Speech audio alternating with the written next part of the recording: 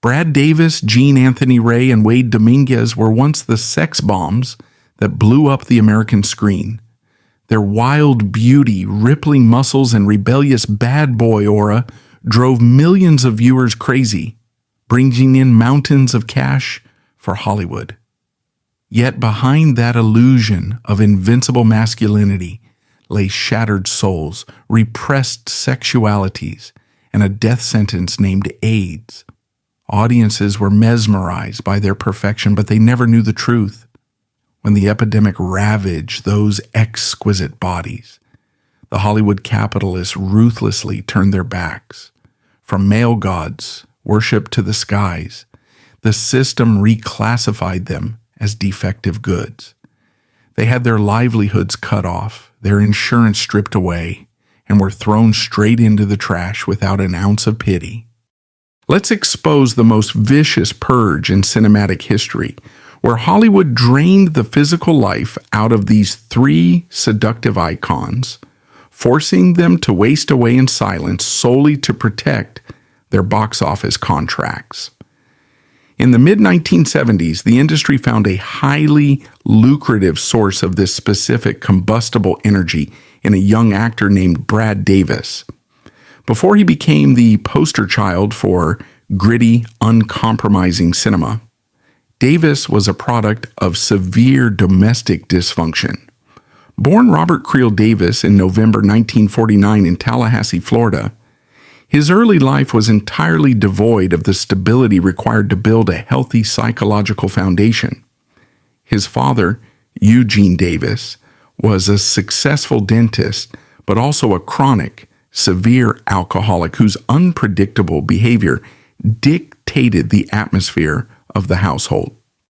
More damaging, however, was the presence of his mother, Anne. Davis's childhood was characterized by documented physical and psychological abuse at her hands.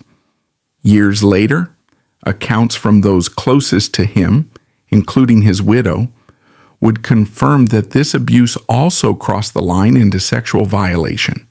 The trauma inflicted upon Davis during his formative years was profound and inescapable. For a child trapped in an environment of constant threat, dissociation becomes a primary survival mechanism. Davis learned early on how to fracture his identity, burying the terrified child beneath a hardened, defensive exterior. Acting, therefore, did not begin as a career ambition. It began as a psychological necessity. It provided a socially acceptable framework in which he could adopt alternative personas, control the narrative, and channel his suppressed rage into a structured environment. At the age of 17, driven by the need to escape Florida and his family, he moved to New York City. He dropped his given name, adopting Brad, and threw himself into the grueling competitive theater scene of the late 1960s and early 1970s. He studied at the American Academy of Dramatic Arts and later the American Place Theater. During this period, the prevailing acting methodology in New York was rooted in intense psychological realism. Actors were encouraged to mine their own traumas to produce authentic emotional responses on stage. For Davis, who possessed a vast reservoir of unresolved pain, this technique yielded explosive results. He built a reputation as a volatile, fiercely committed performer who left everything on the stage. This raw, unpolished intensity is exactly what British director Alan Parker was searching for when casting his upcoming film Midnight Express in 1977. The film, based on the true story of Billy Hayes, an American college student sentenced to decades in a brutal Turkish prison for attempting to smuggle hashish, required a lead actor capable of projecting both youthful arrogance and profound visceral despair. Parker auditioned hundreds of actors, many of whom delivered polished, technically proficient readings. Davis, however, walked into the audition room and delivered a performance that bordered on dangerous. He did not just read the lines, he physically manifested the panic and feral desperation of a caged animal. Parker cast him immediately. The production of Midnight Express was physically and emotionally punishing. Filmed primarily in Malta, which stood in for the Turkish prison, the shoot demanded that Davis plunge himself completely into an environment of simulated degradation and violence. The role required him to depict a man slowly losing his mind under the weight of systemic abuse. For an actor already carrying severe, unaddressed childhood trauma, the process of tapping into that level of psychological terror day after day was destabilizing. The lines between his own suppressed memories and the character's suffering began to blur. When Midnight Express premiered at the Cannes Film Festival in 1978, it caused an immediate sensation. It was a brutal, uncompromising piece of cinema, and Davis's performance was the undisputed anchor. He was universally praised for his ferocity and physical commitment. The film became a massive commercial and critical success, earning tens of millions of dollars and securing 6 Academy Award nominations. Davis himself won Golden Globe Awards for New Star of the Year and Best Motion Picture Acting Debut. Overnight, he was thrust into the epicenter of global fame. The Hollywood machinery immediately went to work packaging their new star. The marketing departments and press agencies capitalized on his performance, branding him as the heir apparent to James Dean or Marlon Brando. He was heavily promoted as the ultimate, rugged, brooding American male. Magazines featured him in carefully curated photo shoots that highlighted his muscular physique and intense, heavy-lidded stare. The industry had established a highly specific, highly profitable narrative for him. However, this commercial narrative stood in direct opposition to Davis's private reality. While the studio publicists were selling him as the ultimate straight, macho leading man, Davis was a bisexual man navigating an industry that viewed any deviation from heterosexuality as a commercial death sentence. In 1976, prior to his sudden fame, he had married casting director Susan Bluestein.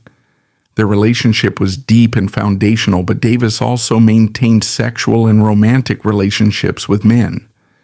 Bluestein was aware of his bisexuality, and within the private confines of their marriage, they navigated this reality. But the external pressure to hide his identity from the studio heads, the press, and the public was immense. The late 1970s and early 1980s in Hollywood constituted a period of extreme, paranoid homophobia. The industry was entirely reliant on the box office draw of its leading men, and conventional wisdom dictated that female audiences would not buy tickets to see an actor they knew to be queer. Therefore, Davis was forced to construct and maintain an elaborate bulletproof facade. He had to self-police his mannerisms, his associations, and his private life with militant strictness. The psychological energy required to sustain this public lie, coupled with the sudden crushing weight of global fame, created an internal pressure cooker. To manage this overwhelming stress, Davis turned to the coping mechanism most readily available in late 1970s Hollywood: heavy narcotics. Cocaine was ubiquitous in the entertainment industry during this era, often openly consumed in studio offices and at industry parties. It was initially viewed by many not as a destructive drug, but as a performance enhancer, a way to maintain the grueling schedules and project the endless confidence required by the business. For Davis, however, it was a vital anesthetic. It is crucial to state the facts regarding Davis's personal accountability during this period. The industry placed immense pressure on him, but his response to that pressure was a rapid descent into severe chronic substance abuse. He did not merely dabble in the Hollywood party scene, he developed a profound addiction to cocaine, heroin, and alcohol. This was a conscious daily choice that directly undermined his professional standing long before the HIV epidemic entered the narrative. As his addiction deepened, his behavior became increasingly erratic and volatile. The intense, committed actor who had impressed Alan Parker transformed into a massive professional liability. He began showing up late to sets, missing call times, and exhibiting hostile behavior towards directors and crew members. The drug stripped away his reliability, making him a severe risk to the highly regimented, budget-conscious mechanics of film production. The industry's initial withdrawal from Brad Davis was not based on his health or his sexuality, but on the simple fact that he had become too difficult and too expensive to manage. Major studios began passing on him for leading roles. The momentum he had built with Midnight Express stalled violently. By the early 1980s, the roles he was offered shifted from major Hollywood studio pictures to smaller, independent, or European productions. In 1982, he was cast in Cruelest, directed by the revolutionary German filmmaker Rainer Werner Fassbinder. The film, an explicit, surreal exploration of homosexuality and violence, allowed Davis to engage with themes closer to his own hidden reality. His performance as a murderous, sexually magnetic sailor was bold and transgressive. However, the production was chaotic, heavily fueled by drug use among the cast and crew, and Fassbinder himself died of an overdose shortly after filming wrapped. Cruelest was a critical touchstone in queer cinema, but it further alienated Davis from the mainstream Hollywood casting directors who viewed the film as highly uncommercial and controversial. By the mid-1980s, Davis had squandered much of his early capital. He was struggling to secure consistent, high-paying work, and his reputation as an unreliable addict preceded him in casting offices. He eventually reached a breaking point, entering a rehabilitation facility and committing to sobriety. He fought his way back to clarity, determined to rebuild his career and his family life. He stopped the drug use, attended meetings, and began the slow process of repairing his professional bridges. He was finally sober. He was ready to work. He had taken accountability for his destructive behavior and survived the worst of his addictions. But just as he managed to clear the narcotics from his system, a new, far more lethal reality was quietly taking hold in Los Angeles. One that the studios would not forgive, and one from which no amount of rehabilitation could save him. The year 1985 marked a violent psychological shift within the epicenter of the American entertainment industry. Until that point, the HIV/AIDS epidemic had been largely viewed by the Hollywood establishment as a marginalized crisis, a tragic but distant phenomenon affecting communities that the studio system preferred to keep in the shadows. That willful ignorance was shattered in July 1985, when Rock Hudson, the undisputed mid-century paragon of rugged, heteronormative American masculinity, collapsed in Paris. The subsequent revelation that Hudson was dying of AIDS sent a wave of absolute panic through the executive suites of Los Angeles. The industry did not respond with widespread compassion. It responded with corporate terror. The immediate concern among studio heads, casting directors, and most crucially the completion bond guarantors, was liability.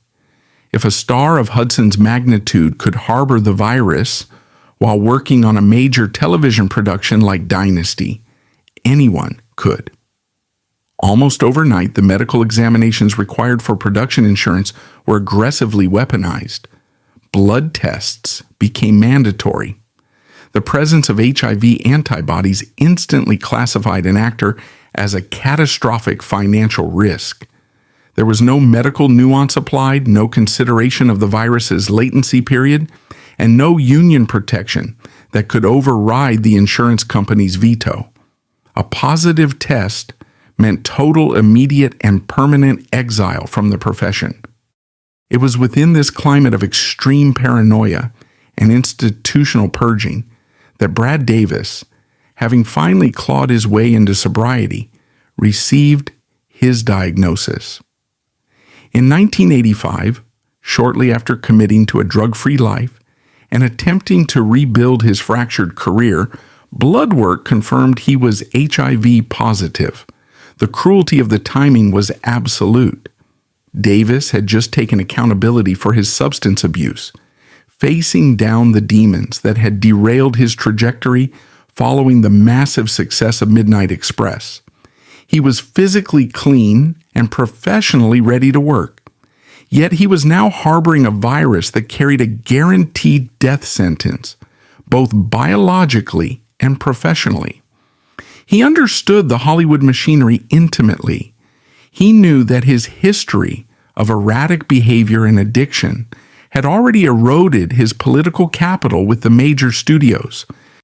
He was barely holding on to his career as it was. If his diagnosis leaked to the press or the insurance actuaries, he would never be allowed on a film set again. Davis was the primary breadwinner for his family. He and his wife, Susan Bluestein, had a young child, Alex. The financial reality was stark and unforgiving. If the industry blacklisted him, his family would be ruined. Faced with this impossible ultimatum, Davis chose concealment. He made the conscious, desperate decision to bypass the mainstream medical establishment entirely, embarking on a grueling 6-year campaign of subterfuge to keep his body working and his diagnosis a secret. To understand the sheer logistical nightmare of hiding AIDS in the late 1980s, one must look at the infrastructure of Hollywood healthcare. Actors rely on the Screen Actors Guild health plan. However, utilizing this insurance requires filing detailed medical claims, which generate a paper trail. In an era where tabloid journalists from publications like the National Enquirer were known to aggressively bribe hospital clerks and medical staff for the health records of celebrities, using his SAG insurance was tantamount to professional suicide. A single leaked document would end his career by morning. Therefore, Davis had to construct a parallel existence. He sought treatment strictly through underground networks and private physicians who were willing to operate outside the standard reporting systems. He could not visit clinics during regular business hours for fear of being recognized by industry peers or paparazzi. Instead, he navigated the medical underworld under the cover of darkness. He visited specialists at 2 a.m. He never used his legal name on intake forms, checking in under a rotating series of pseudonyms. He paid for every doctor's visit, every blood test, and every experimental treatment entirely in cash. This double life exacted a devastating psychological toll. Davis had already spent decades fracturing his identity to survive, first to endure the severe abuse of his childhood, then to hide his bisexuality from a violently homophobic industry, and later to mask his severe narcotics addiction. Now he was forced to compartmentalize his existence once again, this time to hide his own mortality. He was living in a state of perpetual hypervigilance. Every cough, every bout of fatigue, and every unexplained weight fluctuation had to be carefully managed and explained away to colleagues, makeup artists, and directors. Professionally, the diagnosis severely restricted his options. He could no longer realistically compete for roles in $50 million studio blockbusters, as those productions required the most invasive and stringent insurance physicals. Instead, he strategically targeted independent films, European productions, and television guest spots. These smaller productions often had lower budgets and consequently slightly less rigorous bonding requirements, or they utilized doctors who were willing to perform more perfunctory exams. During these years, Davis delivered performances that were fueled by a quiet, desperate urgency. He appeared in the West End stage production of The Normal Heart, Larry Kramer's furious seminal play about the early days of the AIDS crisis. The irony of Davis, a closeted bisexual man secretly dying of AIDS, standing on stage night after night, delivering blistering monologues about the systemic neglect of gay men dying of AIDS, was a masterclass in suppressed agony. He channeled his real-world terror directly into the performance, earning critical acclaim, all while hiding his own lesions and physical exhaustion from his castmates. He continued to work steadily, taking roles in films like Rosalie Goes Shopping and appearing in the television adaptation of the Caine Mutiny court-martial. But as the 1980s bled into the 1990s, the physical reality of the virus became impossible to outrun. The medical treatments available at the time were rudimentary and often as brutal as the disease itself. The primary weapon against HIV was AZT, a failed cancer drug that was repurposed for AIDS patients. AZT was highly toxic. It caused severe anemia, relentless nausea, and aggressive muscle wasting. Davis was forced to consume this poison to keep the virus at bay, while simultaneously employing heavy cosmetics, strategic wardrobing, and sheer willpower to hide the drug's ravages from the camera. The industry surrounding him during this period had developed a grotesque duality. By the late 1980s and early 1990s, Hollywood had begun to posture as a progressive force in the fight against AIDS. A-list celebrities pinned red ribbons to their lapels at the Academy Awards. Elite executives attended million-dollar fundraising galas hosted by organizations like AMFAR. Publicly, the entertainment industry projected an image of deep compassion and philanthropic activism. Davis watched this performance from the shadows, fully aware of its fundamental hypocrisy. He knew that the exact same studio heads who were bidding on auction items at AIDS charities on Saturday night would routinely fire a lighting technician, a makeup artist, or an actor on Monday morning if they suspected they were infected. The philanthropy was an exercise in public relations. The blacklisting was the actual corporate policy. By the summer of 1991, the virus had progressed to full-blown AIDS. Davis's immune system had collapsed. The muscular, vital physique that had defined his early career was gone, replaced by profound emaciation. He suffered from severe neuropathy, opportunistic infections, and constant agonizing pain. He could no longer work, and he could no longer hide. The disease was stripping away his autonomy, reducing him to a state of total dependency. Brad Davis refused to let the virus dictate his final act. He had spent his entire life being controlled by his abusive parents, by his addictions, by the rigid demands of the studio system, and finally, by a terminal illness. In his last days, he made a definitive, calculated decision to reclaim his agency. He would not wait for his body to completely fail in a hospital ward.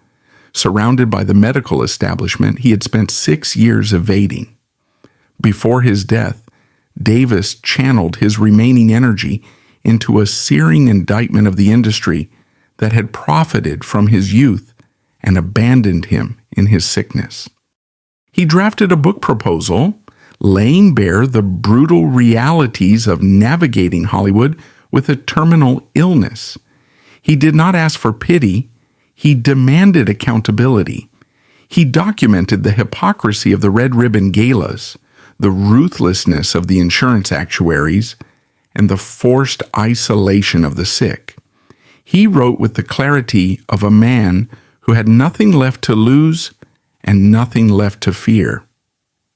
I make my money in an industry that professes to care very much about the fight against AIDS, Davis wrote in his final manuscript.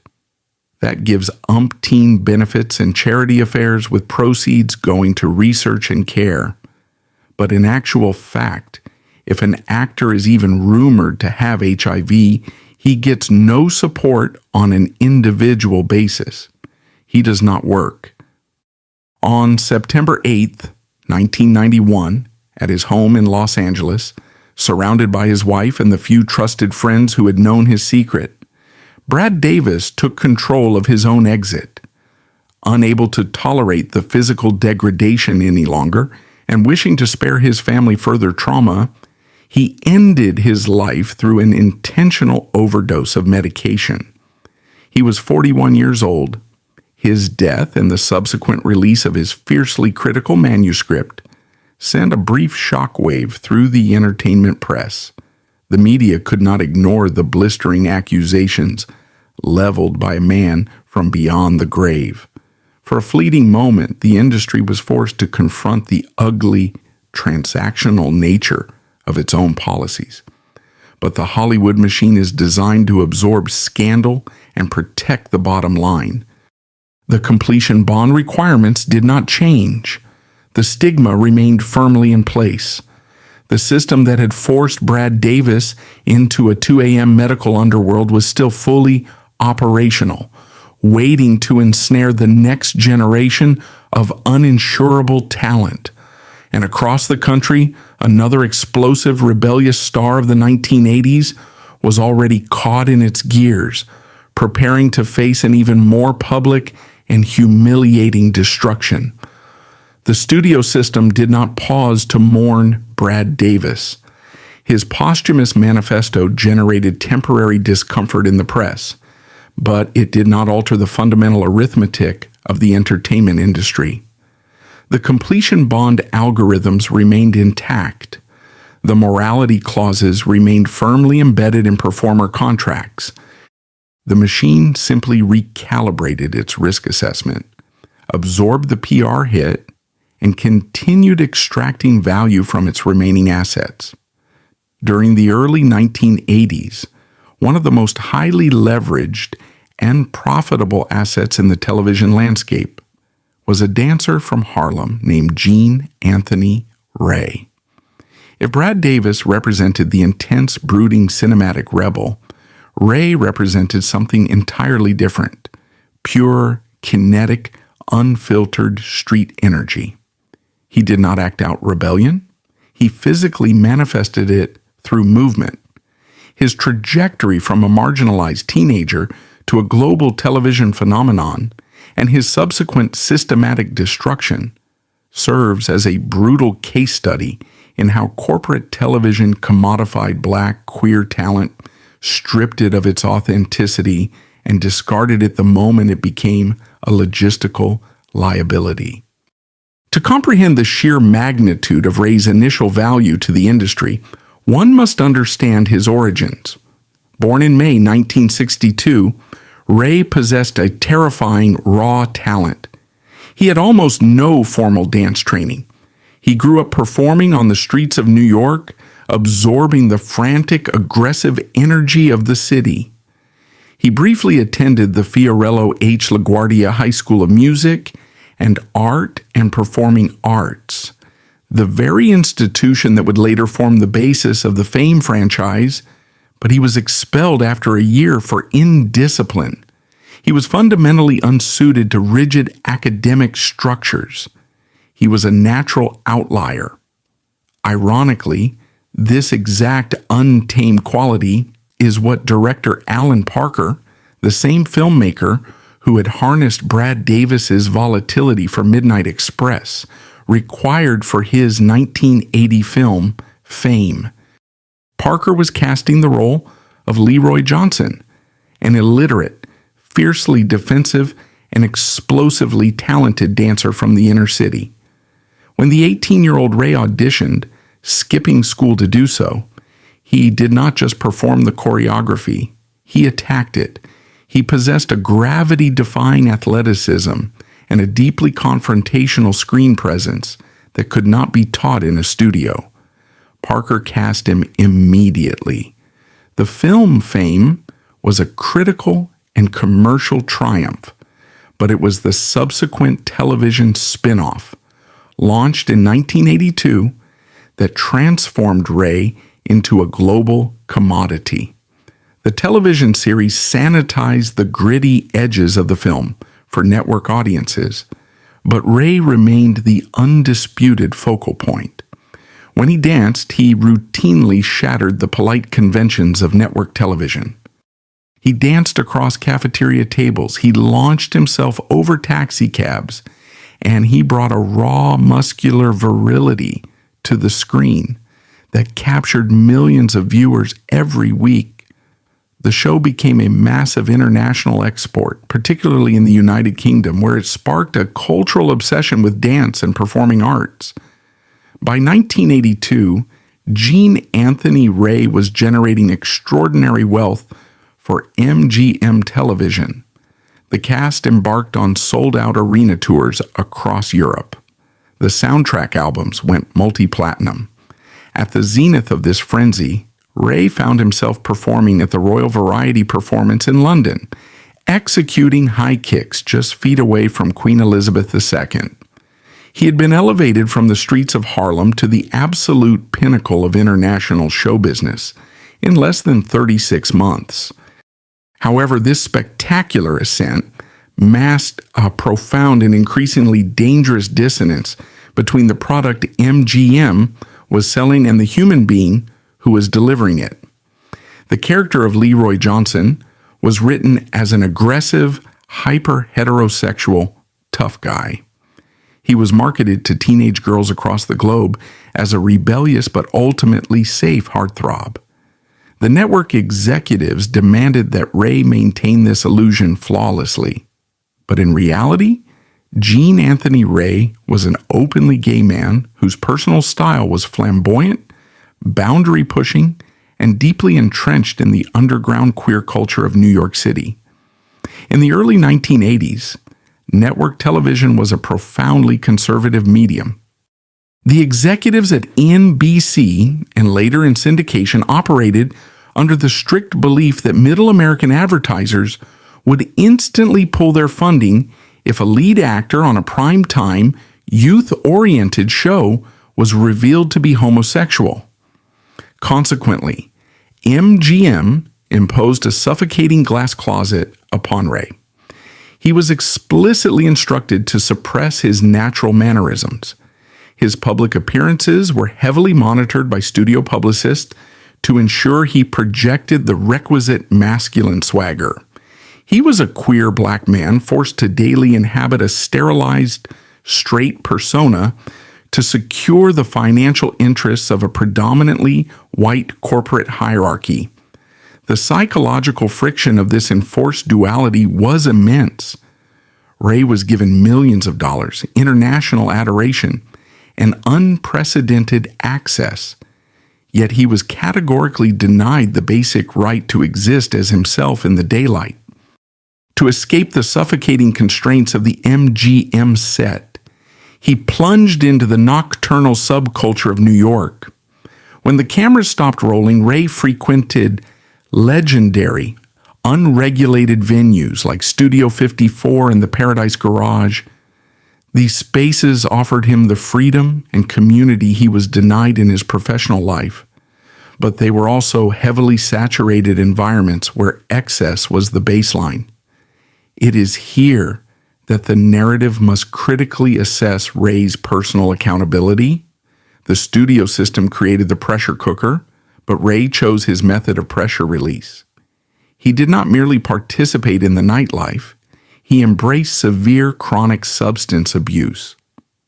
Ray developed a deep and destructive reliance on cocaine, heavily cut with massive alcohol consumption.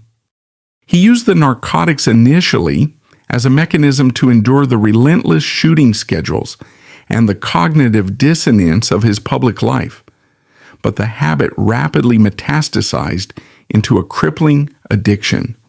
He possessed a chaotic, self-destructive streak that he refused to rein in, even when it directly threatened the empire he had helped to build. His addiction destroyed his professional reliability. The man who was contractually obligated to anchor a highly expensive, tightly scheduled network television series began failing to meet his basic requirements. Ray routinely missed early morning call times. He would arrive on set still visibly intoxicated from the night before, entirely unable to remember choreography or deliver dialogue. He became argumentative with directors, belligerent with the crew, and entirely unpredictable. In the heavily structured, budget-conscious world of episodic television, this level of unprofessionalism is a cardinal sin. MGM executives watched with growing alarm as their star asset began to actively sabotage the production schedule. The situation detonated publicly in 1984, bringing the stark reality of Ray's background crashing into the glossy illusion of the Fame franchise. In a highly publicized raid, the FBI and local authorities arrested 15 people in a massive heroin and cocaine trafficking ring operating out of Harlem. Among those arrested was Ray's own mother, Jean Ray. The syndicate, which authorities claimed was moving enormous quantities of narcotics, was a devastating scandal. The tabloids seized the story with vicious enthusiasm. For MGM, the optics were disastrous. They were selling an aspirational, clean-cut show about performing arts students, and their leading man was now undeniably linked through his immediate family to a violent, large-scale heroin operation. While Ray himself was not implicated in the drug ring, the arrest shattered the protective barrier the studio had tried to build around him. It exposed the chaotic, unresolved reality of his life off camera. Ray's response to the familial trauma and the intense public scrutiny was to retreat further into chemical dependency. His absences from the set became more frequent. His physical condition, once the benchmark of athletic perfection, began to visibly deteriorate due to the chronic cocaine use and the grueling, unsustainable lifestyle. By 1984, the corporate tolerance at MGM had evaporated.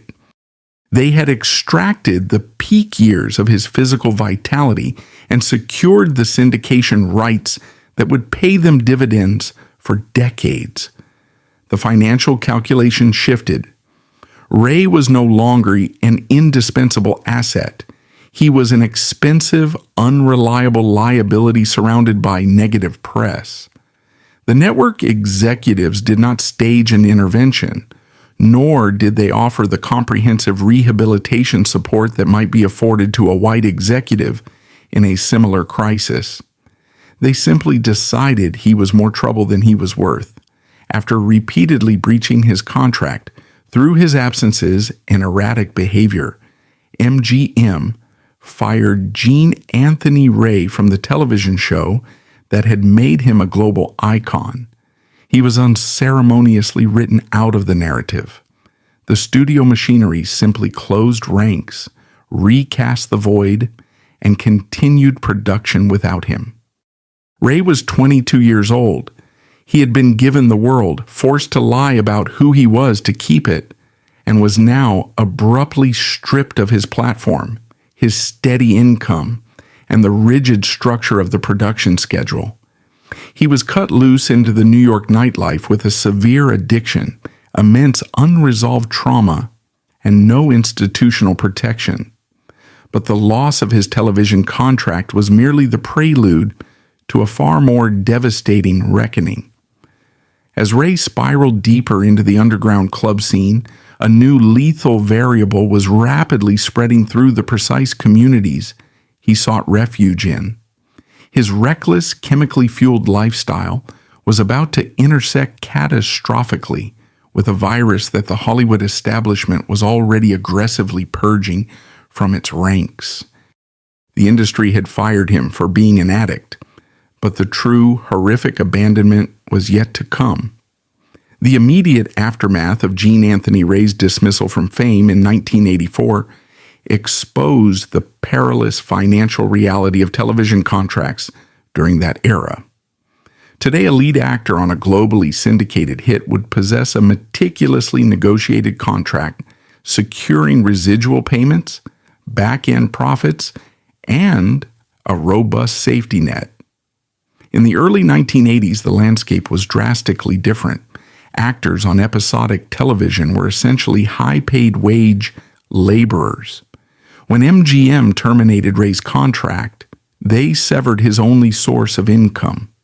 Because the studio retained total ownership of the Fame franchise, its global syndication rights, and its merchandising, MGM continued to generate millions of dollars from reruns featuring Ray's performances. Ray himself, however, received no further financial support, no pension, and no health coverage. Stripped of his platform in the United States, Ray attempted to leverage his remaining international celebrity. The Fame phenomenon had generated a particularly intense hysteria in Europe, where the public was largely insulated from the negative American press surrounding his mother's arrest and his own erratic reputation. Capitalizing on this overseas adoration, Ray relocated to Italy. For a brief period in the late 1980s, he successfully monetized the European market. He appeared in Italian television commercials, hosted dance workshops, and attempted to establish the Gene Anthony Ray Dance Company in Milan. However, the change in geography did not resolve the underlying behavioral crises.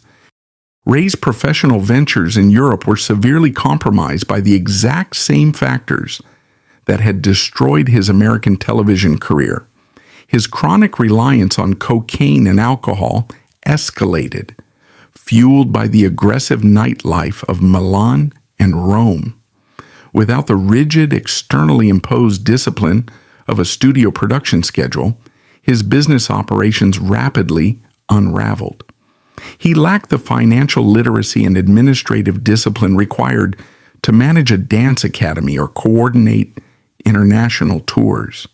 Investors withdrew their funding, venues canceled bookings due to his unreliability, and the Milan Dance School project collapsed entirely. By the early 1990s, the European capital had dried up. Ray was forced to return to New York City, the epicenter of his initial triumph, but he returned to a landscape that had entirely moved on. The Hollywood and New York casting directors, who had blacklisted him a decade earlier, had not forgotten his reputation. He was entirely locked out of mainstream theatrical or commercial work. It was during this period of professional exile and deepening addiction that Ray contracted HIV. The exact timeline of his diagnosis remains private, but it coincided with a period when the virus was decimating the exact marginalized communities he inhabited.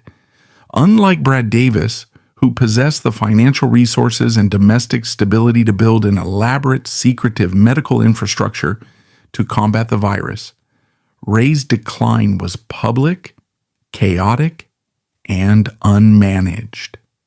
He was navigating the onset of a catastrophic immune deficiency while actively battling severe substance addiction, a combination that drastically accelerated the virus's progression. To understand the specific cruelty of HIV on Gene Anthony Ray, one must view it through the lens of physical capital. Ray's entire identity, his global fame, and his sole mechanism for earning a living were entirely dependent on his extraordinary kinesthetic intelligence and athletic stamina. His body was his only currency, As the HIV progressed into full-blown AIDS, it systematically dismantled that currency. He suffered from severe AIDS-related wasting syndrome, a metabolic condition that aggressively strips the body of muscle mass and fat. The muscular density that had allowed him to execute gravity-defying leaps across television screens was physically consumed by the virus. The final catastrophic blow to his physical autonomy occurred in 1996. At the age of 34, Ray suffered a massive stroke. The medical consensus strongly linked the stroke to the advanced vascular complications associated with chronic cocaine abuse, compounded by a severely compromised immune system. The neurological damage was devastating. The stroke left him partially paralyzed. The man whose kinetic energy had defined an entire generation of performing arts was now severely mobility impaired, stripping away the last remnants of his identity as a dancer. With his body broken and his finances entirely exhausted, Ray plunged into absolute poverty. He became a casualty of a fractured American healthcare system and a studio apparatus that viewed former assets as disposable. In the late 1990s, rumors began circulating within the New York theatrical community that the former star of fame was unhoused. These reports were factual. Ray spent periods living on the streets of Manhattan, occasionally sleeping on park benches in the very same city where he had once filmed multi-million-dollar musical numbers. Fans and former colleagues occasionally spotted him, noting the jarring, almost unrecognizable physical transformation. He was gaunt, partially paralyzed, and visibly destitute, despite intermittent attempts by friends to intervene and secure him housing or medical care. His deep-seated addiction and the neurological damage from the stroke made sustained rehabilitation nearly impossible. He was caught in a cycle of poverty and chronic illness that offered no viable exit strategy. During this entire period of physical and financial freefall, the corporate entity that had capitalized on his youth remained entirely silent. MGM Television did not issue statements. They did not mobilize the extensive philanthropic networks of the entertainment industry to provide medical relief or housing for the man whose image was still generating syndication revenue for their shareholders. The industry's mechanism of compartmentalization functioned perfectly. Gene Anthony Ray had been categorized as a liability a decade prior, and his subsequent suffering was deemed entirely outside their corporate jurisdiction. Ray's physical endurance finally collapsed in the summer of 2003. He was admitted to a hospital in Manhattan, suffering from a confluence of advanced AIDS-related complications and the lingering neurological deficits from his stroke. He died on August 26, 2003, at the age of 41. The media coverage of his death was brief and heavily sanitized.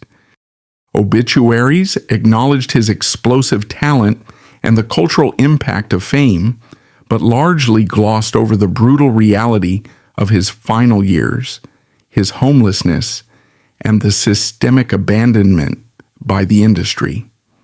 The press preferred the nostalgic illusion of Leroy Johnson to the uncomfortable reality of a discarded, paralyzed queer man dying in poverty. As the industry quietly buried the memory of Gene Anthony Ray and Brad Davis, the underlying economic machinery remained completely unaltered. The completion bond requirements were stricter than ever. The studios continued to demand physical perfection and rigidly controlled public personas. And as the 1990s progressed, casting directors began hunting for a new aesthetic to sell to a new generation. They were looking for a specific brand of modern, brooding masculinity, a raw, street-level authenticity that could be packaged and monetized.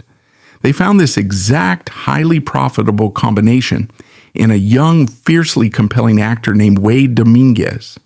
The machine had identified its next target, entirely prepared to repeat the exact same cycle of extraction and disposal. The transition from the 1980s to the 1990s marked a distinct shift in Hollywood's aesthetic demands. The hyper-muscular, neon-drenched action stars of the previous decade were gradually making way for a new, highly marketable commodity, the brooding, marginalized anti-hero. The commercialization of hip-hop, the rise of MTV's grunge aesthetic, and a cultural fascination with street-level authenticity created a vacuum in the casting offices. The studios needed leading men who possessed a darker, more volatile edge, actors who looked like they carried authentic trauma but still possessed the flawless bone structure required to sell magazine covers. In 1995, the Hollywood machine found the absolute embodiment of this specific contradictory demand in Wade Domínguez. Born in 1966 in Santa Clara County, California, Dominguez possessed an arresting, almost predatory physical beauty. He was of striking, ethnically ambiguous heritage, characterized by razor-sharp cheekbones, heavy-lidded melancholic eyes, and a lean, aggressive physicality. Before stepping onto a film set, he operated within the peripheral, highly aestheticized economies of Los Angeles and Europe. He worked as a runway model in Italy and spent years embedded in the underground club scene of Los Angeles, navigating a nocturnal world where physical beauty was the primary currency. This environment was notoriously volatile, offering rapid access to elite social circles, but equally rapid exposure to extreme substance abuse. Dominguez's ascension into the global mainstream was not a slow, calculated climb. It was an overnight detonation. In 1995, he was cast in the Jerry Bruckheimer-produced blockbuster Dangerous Minds. Starring Michelle Pfeiffer as a former Marine-turned-inner-city teacher, the film was a massive commercial success, heavily propelled by its MTV-dominated soundtrack, featuring Coolio's Gangsta's Paradise. Dominguez played Emilio Ramirez, a hardened, tragic gang member who serves as the emotional anchor of the film. He had virtually no acting experience, yet his performance was universally recognized as the most authentic element of the movie. He did not need to act out the alienation or the underlying tension of the character. He simply projected the lived reality of his years in the Los Angeles underbelly. When Dangerous Minds hit theaters, the public reaction to Dominguez was instantaneous and explosive. He was immediately branded by the entertainment press as the Latino James Dean. The studio publicists aggressively leaned into this narrative, marketing him as the ultimate untouchable bad boy of the mid-1990s. He was suddenly a highly valuable corporate asset, positioned to lead the next generation of Hollywood thrillers. However, the trap had already been set. The industry demanded that Dominguez maintain the dangerous, street-hardened persona that had made him a star, while strictly requiring him to function seamlessly within the highly disciplined corporate environment of multi-million-dollar film productions. It was an impossible tightrope. Behind the brooding magazine editorials and the red carpet appearances, Dominguez was fighting a losing battle with severe narcotics addiction. He did not merely dabble in the Hollywood party scene. He was deeply entrenched in the use of hard drugs, primarily heroin and cocaine. It is crucial to maintain absolute objectivity regarding his personal accountability.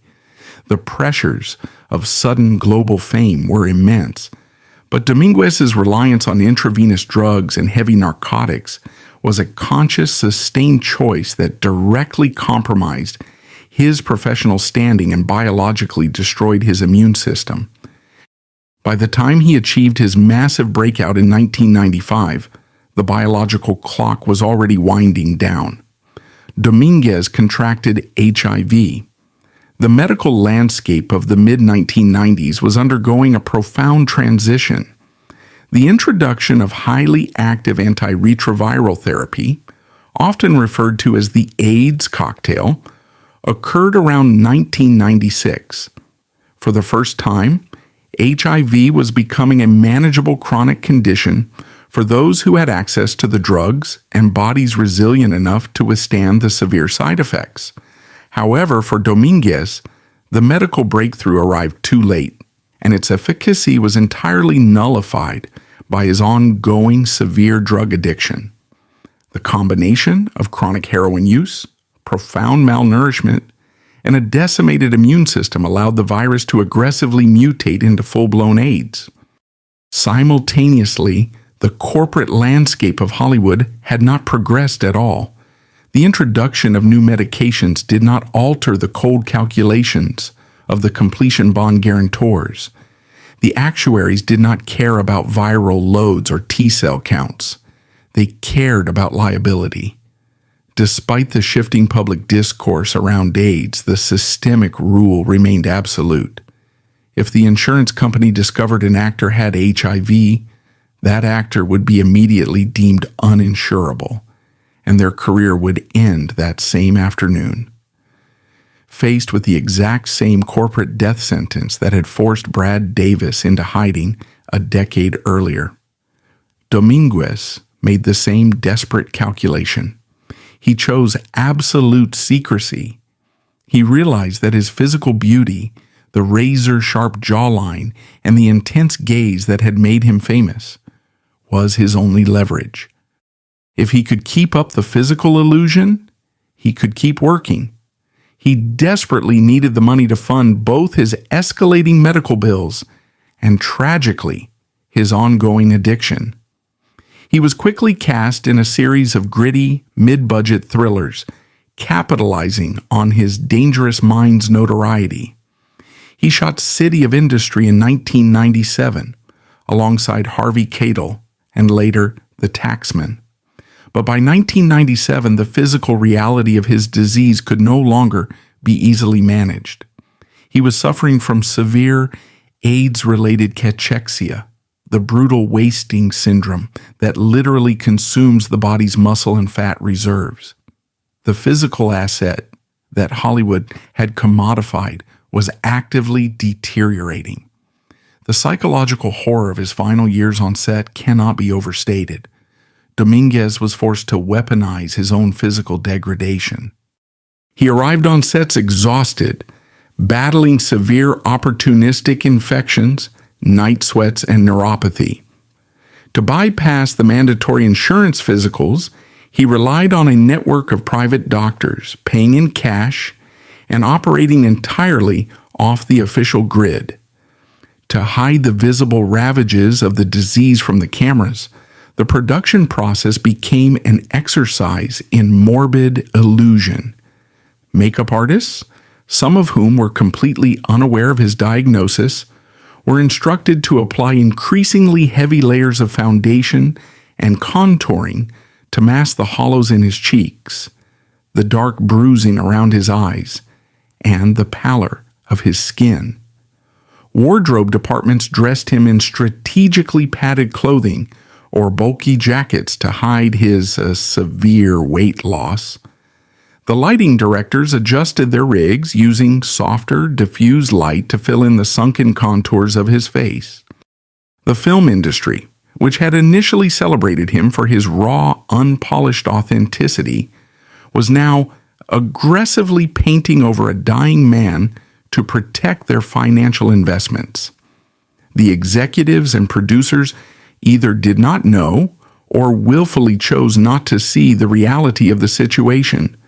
As long as he hit his marks, delivered his lines, and the dailies looked acceptable, the machinery kept turning.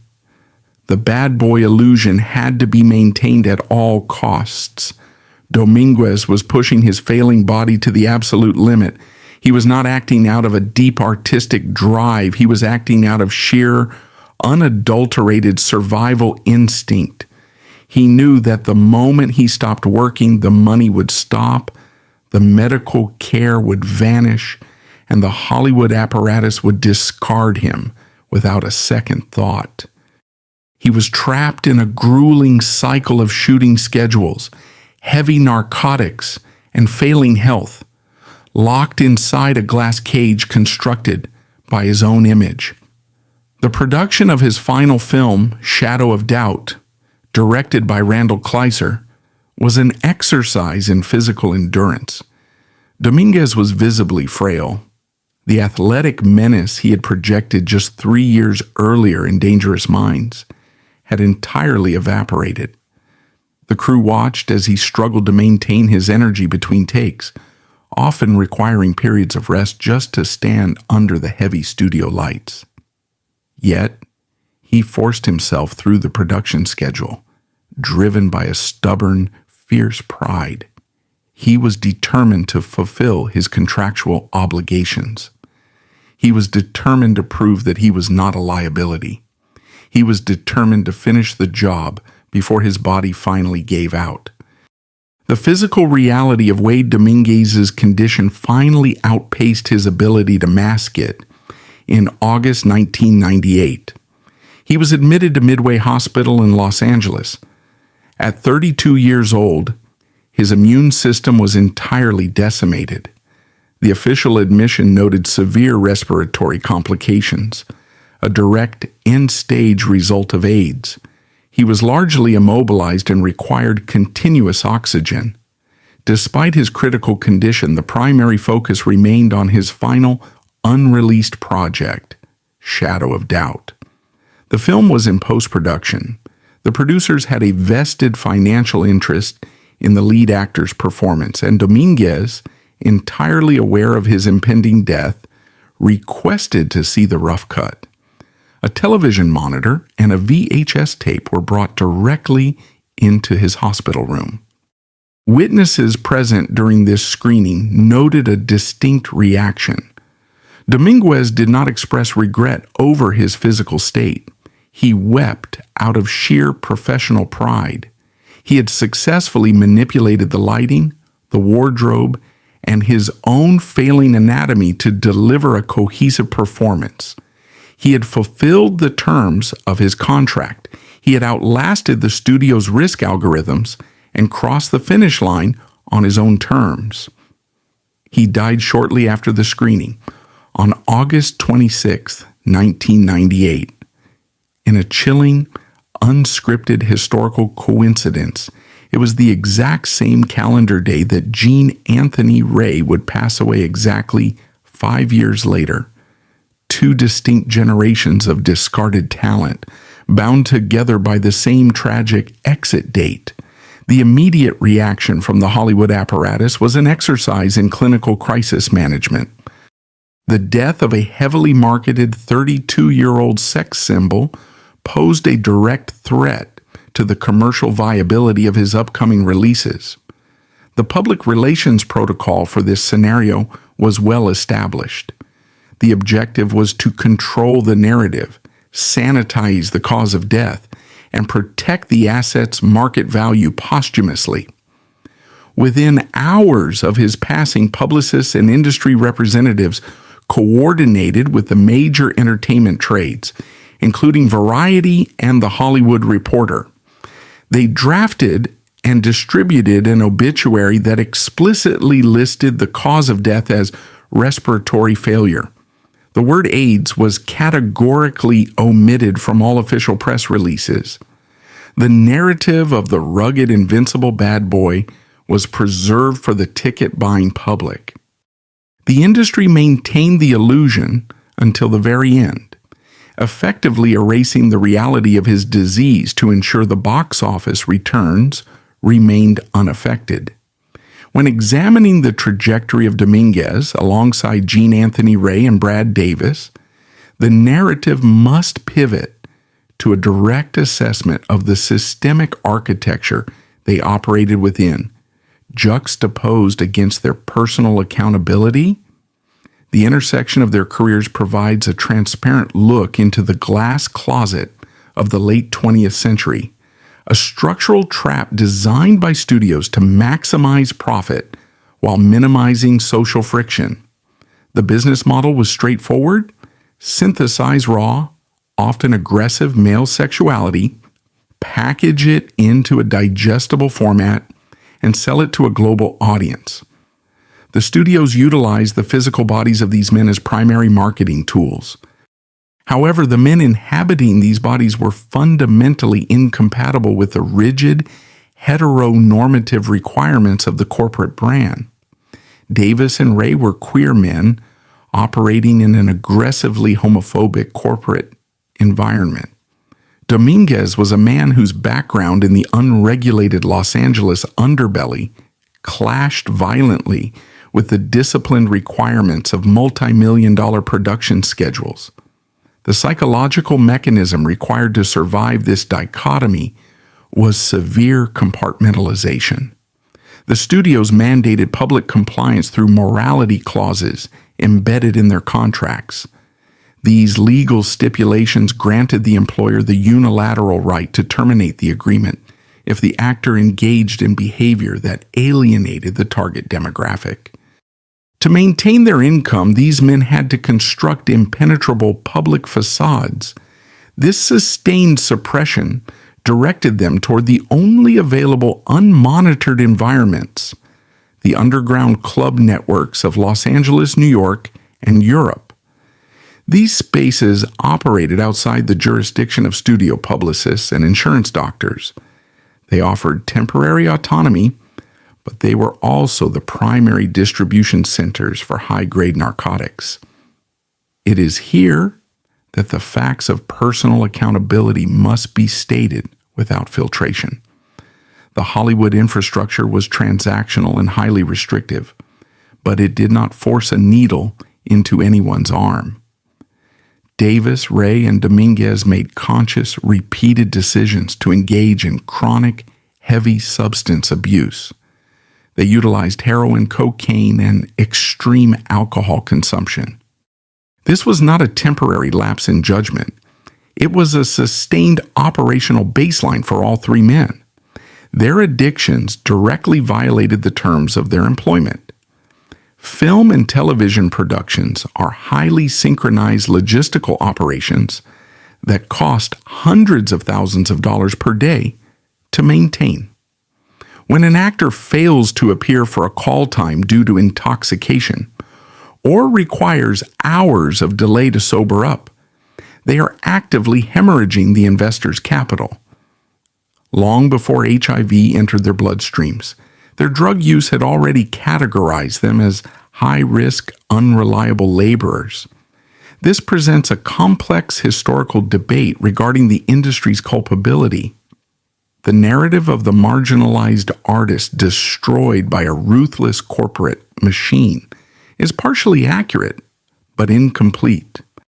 When MGM fired Gene Anthony Ray, or when casting directors began passing on Brad Davis in the early 1980s, the decisions were rooted in sound business logic.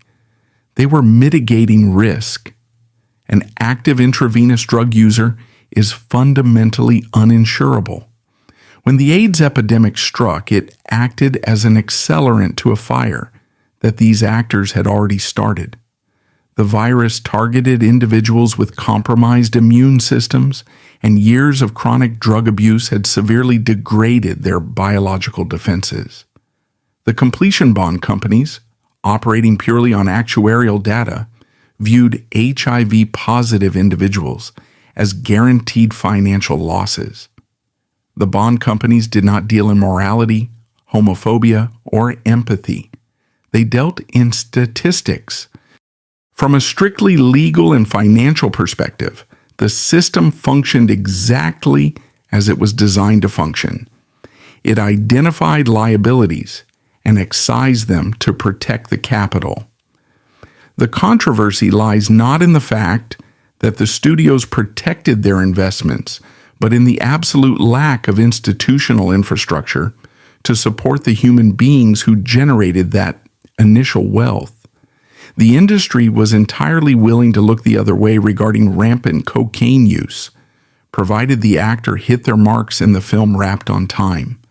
The corporate tolerance for destructive behavior was remarkably high, right up until the exact moment it impacted the shooting schedule.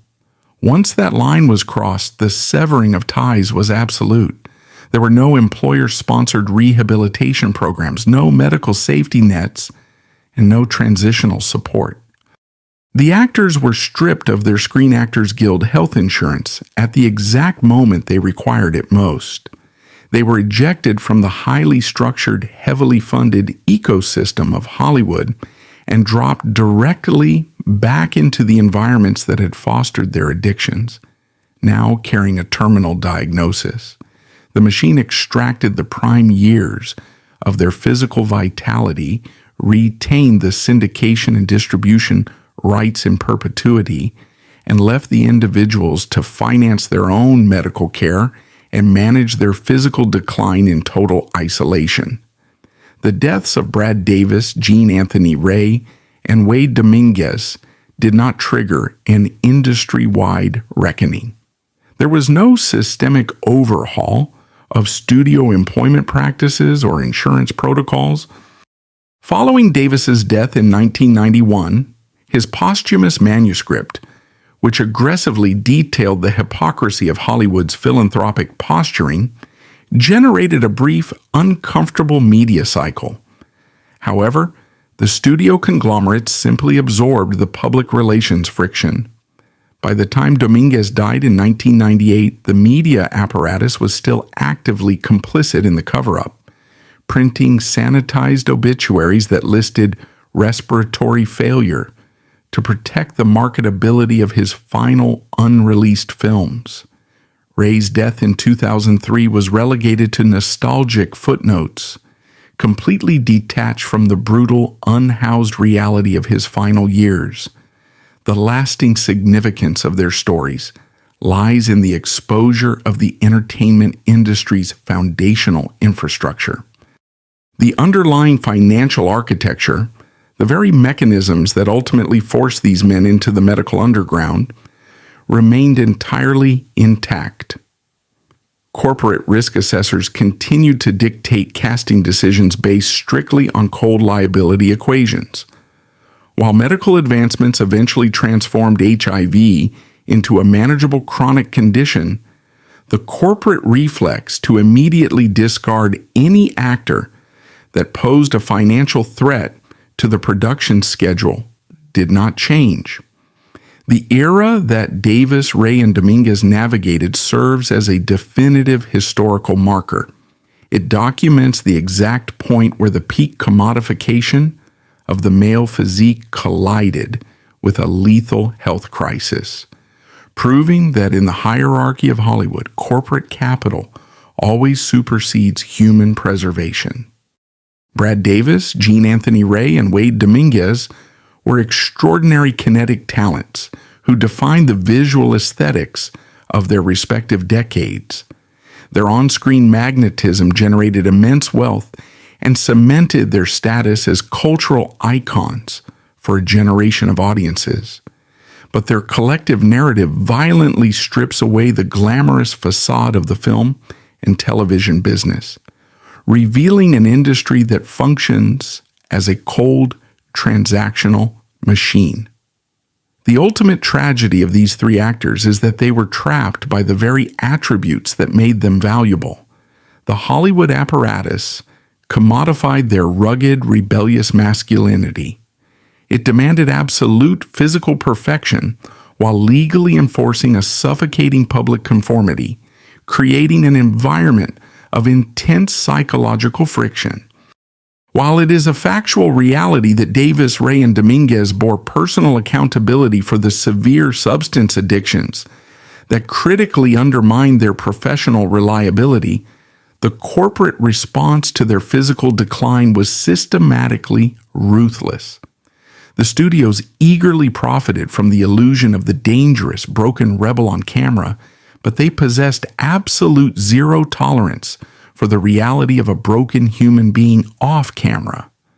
When their addictions and the AIDS virus rendered them uninsurable, the industry immediately revoked their access to the very machinery they helped build. Ultimately, the tragedy of Davis, Ray, and Dominguez is not just how they died, but how their erasure was institutionalized. They delivered generation-defining performances that generated untellable wealth, yet they were forced to face their final, agonizing days, entirely exiled from the empire they helped construct. Their stories stand as a permanent, haunting monument to the human cost of Hollywood's golden illusions, a stark reminder that behind the immortalized, brooding rebels on our screens were fragile, terrified men who paid for our entertainment with their lives.